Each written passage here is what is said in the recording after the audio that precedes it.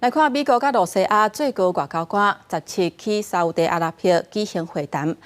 討論結束羅西亞甲烏克蘭戰爭的代志。不過這一屆烏克蘭並無來參與。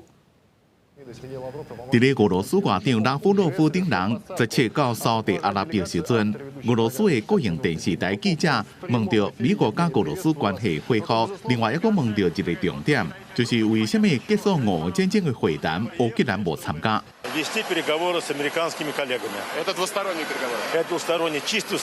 個會談是美國國務卿魯比歐上任了第一遍訪問利雅得，利雅得有參加甲華府就加沙走廊未來命運的談判，協助頂禮拜以下換犯人行動。在川普上任了，在咧華府甲莫斯科的接觸早期階段，要出一寡力。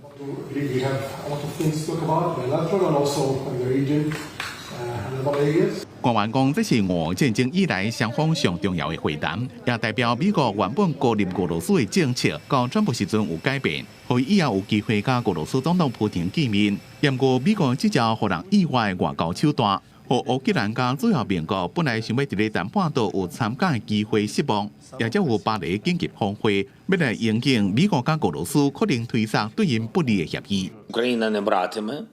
Україна про це нічого не знала. В контексті збільшення цих обмінів і кількість обмінів і кількість полонених наших хлопців під час. 澤倫斯基講，2月20日在凱洛格可能會點2天甚至更加久，想要帶伊去前線看賣咧。公司新聞吳文玲編譯。